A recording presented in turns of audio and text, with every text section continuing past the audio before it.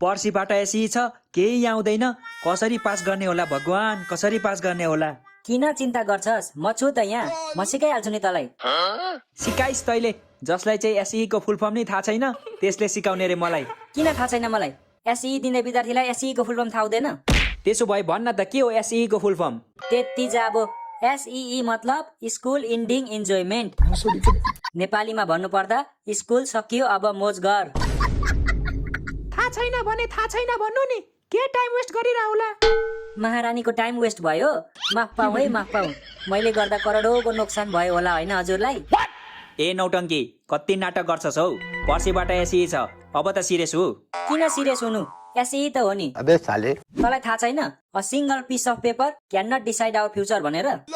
यो भनाइ मेहनतीले भनेको सुहाउँछ, त जस्तो अल्छीले भनेको सुहाउँदैन। अल्छी होइन हौ, महा अल्छी। यस्तो अल्छी त मैले आजसम्म देखेकै थिइनँ। किन तिमीले अहिलेसम्म ऐना हेरेको छैनौ र? ओइ, त नपढ्ने भए घर जा त, हामीलाई पढ्नु दे। कति पढ्छस् हौ, कति पढ्छस्?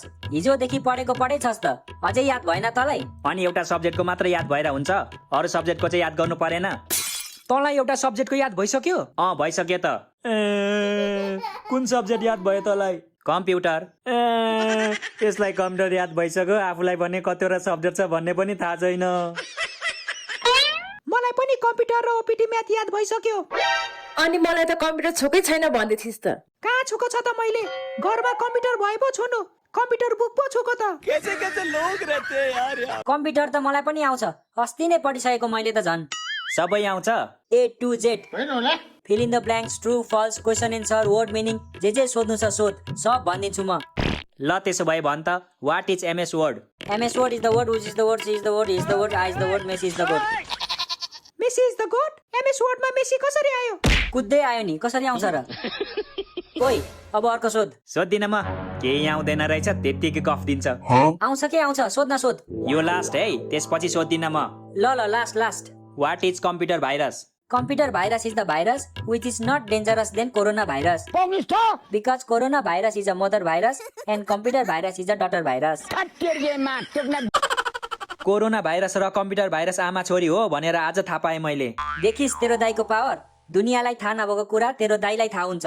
दुनियाँलाई थाहा नभएकै राम्रो। यदि यो कुरा चाइनाले थाहा पायो भने फेरि कोरोना भाइरस बनाएर सुरुमा तिमीलाई नै एटेक गर्छ। झन् राम्रो, एक्जाम त दिन पर्दैन। घरमा मिठो मिठो खाँदै बस्न पाइन्छ नि। तिमीहरूले एउटा कुरा थाहा पायौ? नेपालमा राजा फर्किन लाग्छ नि। कता फर्किन लाग्छ? लेफ्ट राइट, अघि पछि, कता? लेफ्ट राइट होइन, सिधै दरबारमा फर्किन्छ, बुझिस्? राजा फर्क्यो भने पढ्नु पर्छ कि पर्दैन? पढ्नु त परिहाल्छ नि, विद्यार्थी भएपछि पढ्नु परेन? त्यसो भए मलाई राजा चाहिएन। जाबो स्कुल कलेज नि बन्द गर्न नसक्ने राजा के काम? राजाको काम स्कुल कलेज बन्द गर्ने हो त? अनि के हो त? राजाको काम भनेको त जनताको दुःख पीडा सुनेर त्यसलाई हल गर्ने पो हो त। म पनि जनता नै त हो नि, मेरो पीडा चाहिँ सुन्नु परेन? तिमीलाई शिवरात्रिले अझै छोडेको छैन? आज नि भाङ खाएर आयो? भाङ होइन, म यहाँ गाँजा भन्न गाँजा। अरूलाई चाहिन्छ राजा, मलाई चाहिन्छ गाँजा। तिमी धेरै नबोल नत्र बजाइदिन्छु तिम्रो बाजा। यसरी कसले बाजा बजाउँछ बे? तेरो दाइले बजाउँछ नि, देखिनास्?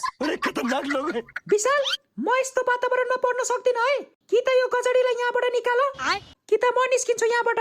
Okay, relax. यदि मैले गर्दा तिमीलाई साँच्चीकै डिस्टर्ब भएको भने ठिक छ नि त, म यहीँ बस्छु, तिमी जाऊ न त निस्केर। ओइ, त चुप लागेर बस्ने कि नबस्ने भन् त? म मूर्ति हो र चुप लागेर बस्नु? ओइ ज्ञान्टे, तैले यसलाई किन बोलाएको के? मैले भनेको होइन, यसले पढ्न दिँदैन, डिस्टर्ब मात्रै गर्छ भनेर। मैले नआइज भनेकै त हो नि, कुकुरले जस्तो पछाएपछि म के गर्नु?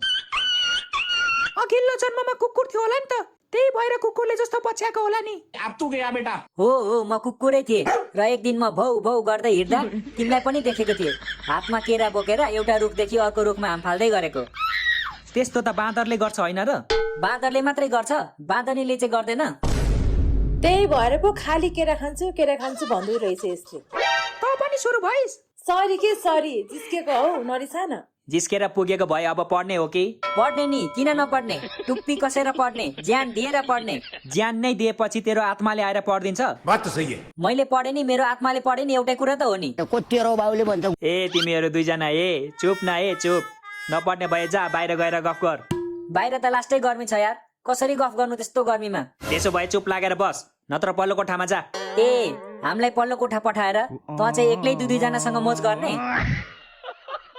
ओइ गजडी चाहिँ पातै बोल्न लाज लाग्दैन लाज त तिमीलाई लाग्नु पर्ने हो केटी भएर केटाको घर किन आएको तिमी कसको घरमा आए म यो घर मेरै त हो नि ए तिम्रो पो हो म त यसको भन्ठानिया बकचोदी मत कर लौड़े। अनि तिम्रो बाउको घर चाहिँ कहाँ छ नि यही हो के यही हो उसको घर पनि यही हो उसको बाउको घर पनि यही हो उसको आमाको घर पनि यही हो आमाको घर त मैले सोधेकै थिइनँ नि किन भन्नु पर्यो बाठो भएर अब एक शब्द नबोल है चुइक्क मात्रै आवाज निस्कियोस् त ज्ञानटे यार यसलाई सम्झ न यार 1 घन्टादेखि केही पढेको छैन हौ यसरी त फेल भइन्छ त एसीमा ओइ एकछिन चुप लागेर बस्न सक्दैनस् आफू नपढे नि